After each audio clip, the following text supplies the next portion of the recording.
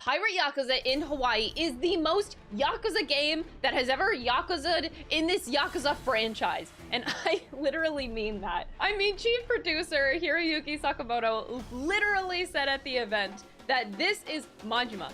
Everything is on the table.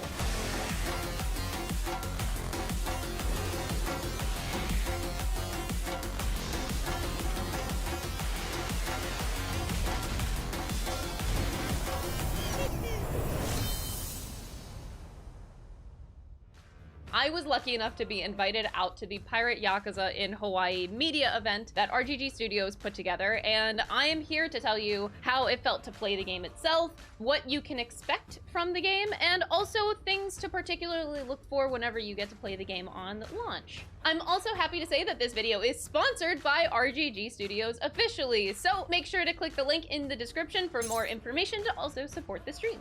Thank you, RGG Studios, so much. So to prepare for this event, I actually made this Majima hat, pirate hat, in like a few hours. I didn't have much time, but I threw it together really fast with things that I already had. I airbrushed some pheasant feathers, and I was like, yep, we're gonna call this a day. Woo! But little did I know that whenever we actually got to the event, they had an official Majima cosplayer hired for the event, and their cosplay looked so good. I'm gonna leave their socials in the description below. Make sure to give them a follow. They look so good, guys. I cannot believe how good this Majima cosplayer looked. Spitting image. But for the event itself, they had actually booked out the Pirate Dinner Adventure place that's in Anaheim, California.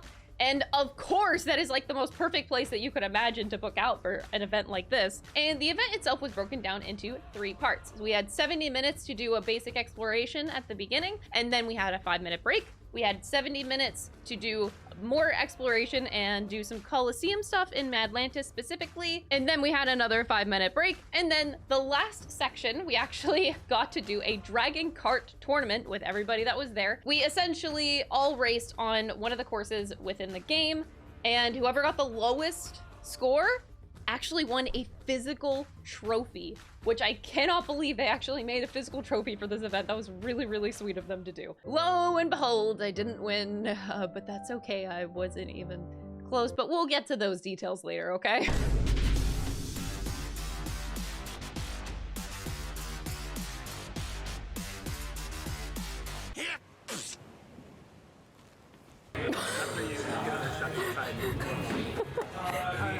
Wait a sec. Okay, Majima is so fun to play. You know what it reminds me of? The breaker style from Yakuza 0. You know what feels the best right now? Is the fact that I get to play as a really hot man.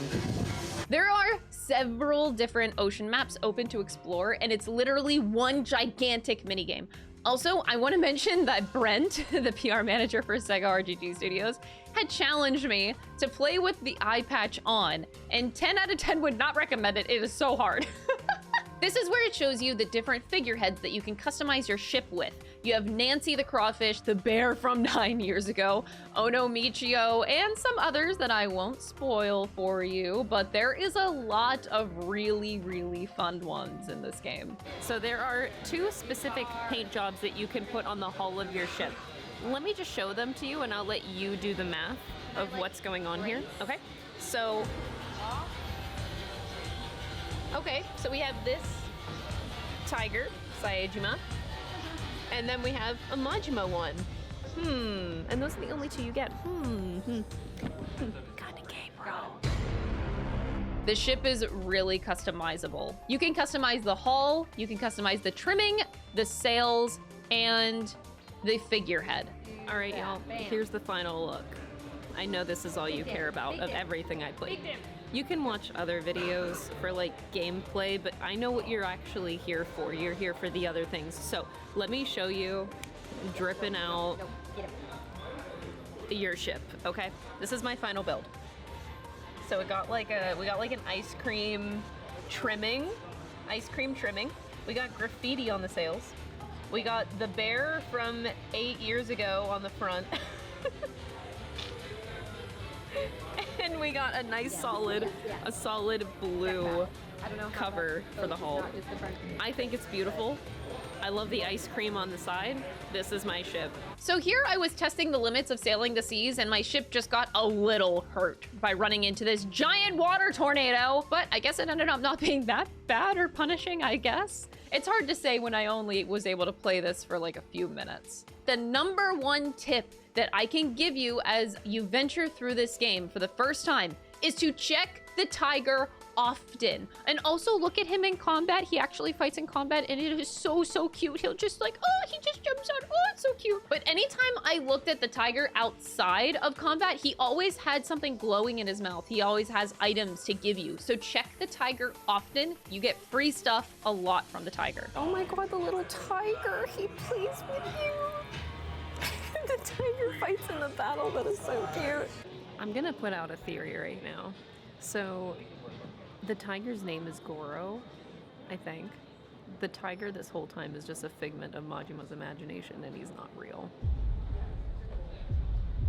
So this area called Madlantis has a pirate coliseum battles, which are insane, but also just have the most random stuff that just screams, this is a Yakuza game.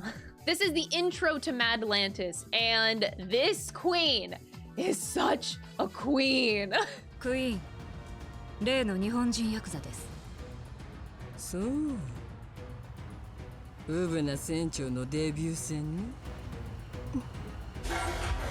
Don't ask me why I'm cooking, I don't know. When your gauge is full, you can summon one of 4 animals to help you out in battle. And it is such a treat to just sit and watch them do their thing. 10 out of 10 would recommend checking out every single one of the animals whenever your gauge is maxed out, in the sea dog style specifically. What you're looking at now is muted footage, unfortunately, of karaoke in the game. And what I was saying in this video was that my headphones actually weren't working at my booth the whole time I was playing. But it ended up being a blessing in disguise, honestly, because I'd rather hear the karaoke songs for the first time when I get to fully play the game on release day.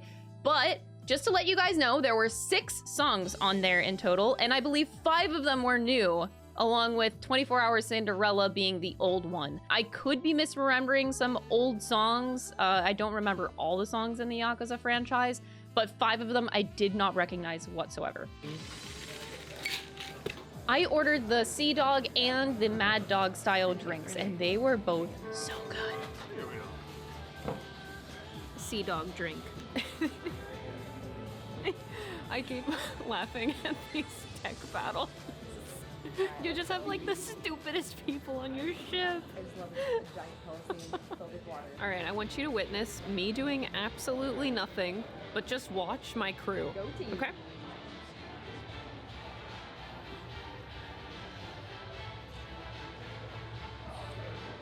Hey, I got They're that. doing great. Nice. All right, guys.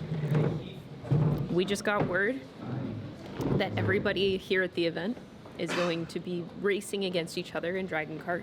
The winner gets an actual trophy that they made specifically for this event. I am going to absolutely take down everybody. Oh no! No! My life's over. The winner won with a time of 3 minutes and 3 seconds, and I finished with 3 minutes and 21 seconds. So yeah, I wasn't even close. But hey, congrats to the winner.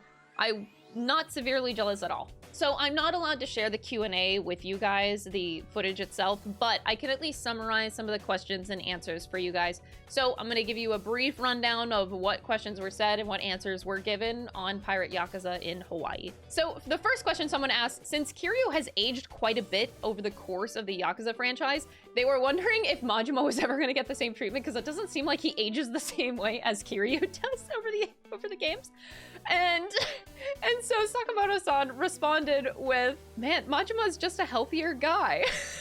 But he said that Majima will definitely age up with the series if he is there over time. Like, they do pay attention to it. The next question that was asked was something like, was the decision to go back to this style of combat because of Majima or the other way around? Like, how was their approach to it? And they answered that it was actually the opposite. not combat inspiration, but Majima inspiration. They knew that they wanted a Majima game since the beginning of Infinite Wealth. They knew that if the RPG doesn't fit him in, then the combat here definitely would ease him in better. But Sakamoto-san said that they always make the story first in their games. So if Majima had his own game, what would it be about? Was the main question on their minds. What kind of story would he go through? And once they had figured that out, then it led to the combat in other systems and other mini games. That kind of thing always comes second to the story. The next question that somebody asked was if there was inspiration from any pirate movies specifically or any pirate media in general, to which Sakamoto-san answered, everybody on the team grew up watching pirate films and media, so it was in their blood already. Like, they didn't need to do extensive research. Like, they had grown up with this, probably just like most of us. He specifically did mention Pirates of the Caribbean, but it's just one example, not that it was a heavy inspiration, just like they're used to pirate media here.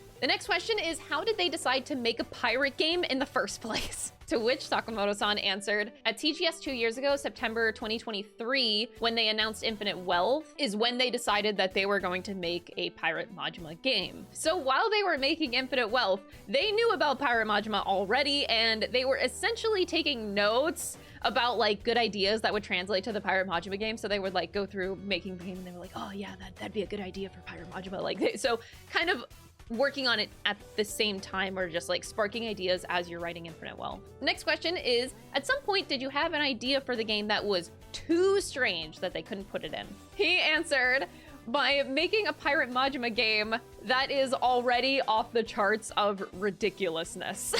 And it works because it is Majima. They do heavily focus, though, on serious drama stories, so that is the focal point, as always. The next question is there anything about this adventure that caught even you by surprise? To which Sakamoto-san answered, overall, there is so many things that we have made over time in the series that we never expected to get popular. He specifically called out Nugget from Yakuza 0, and we all just started laughing. He said now that he knows that... I can't believe they never expected Nugget to pop off. That is actually so funny. But he said now, knowing that characters like Nugget are really popular, he thinks that this game will offer a lot of very fun and new characters that will be on that similar track as Nugget was, to which I am always excited about that. The next question, when designing the two new combat styles, Sea Dog and Mad Dog styles, what was the philosophy for making sure that they were varied and had something interesting to offer for the player to switch between? And he answered, they wanted to add more weapons than you would have had in previous games and dig deeper into it. Like, they did that with Gaiden a little bit, but they wanted to dig deeper into that combat. So they have aerial combat and they have different weapons to play with. Some of the moves are better for single target, some of them are better for AoE. He said that they specifically put a lot of effort into making it a complex battle system. So it seems easy at first. You can probably button mash like I have done in every Yakuza game ever, and you'll be fine, but you can really keep digging into this combat style for a long time, and it will always have something to offer, is what he said. And you can switch styles mid-combos to create other very interesting outcomes, so make sure to play with the combat a lot. Next question, Majima is known for being crazy nowadays, but we used to see that different side of him in Yakuza 0 and Kiwami, someone asked. Can we expect to see this other side of Majima that isn't always crazy all the time in this game, maybe? Sakamoto-san answered, you start the game with amnesia. So he starts off as like a normal guy, and then he slowly remembers who he is. And you'll be able to see those glimpses if you're a longtime fan, especially, most likely. And it also offers a very interesting opportunity for new players to get to know a different side of Majima that we haven't seen since Yakuza 0, since Yakuza Kiwami. So no matter if you're an old or a new player, you're going to see a dynamic range of Majima, which I'm personally super excited for. The next question was that there are a lot of crewmates and they do a lot of different things. What came first in development, creating the characters and abilities around them, or vice versa? Sakamoto-san answered that they made the characters first that you would want to have on your crew, and then they made templates on what abilities would suit this kind of character after. But the emphasis has always been story and characters that you would like to interact with. The final question was, how much time will it take to complete the main campaign of the game? To which he answered, around 30 hours for the average player, and he can expect maybe 20 hours if you are a Yakuza veteran. You've played a lot of these games and you know how the rodeo goes. So maybe 20 hours if you're a regular, 30 hours for like the average person. Also, I just want to do a quick unboxing. They gave us a really cute tote bag. Yo ho ho. Majima's face. One thing inside that I had to take out because I was flying home, they gave us a can of Red Bull, which I thought was very funny choice. So it looks like we get some stickers. We get this tiny little wanted poster. Dude, Majima looks so hot. I wish I could look like that anyway. And then it looks like we get, oh, it's like a bandana.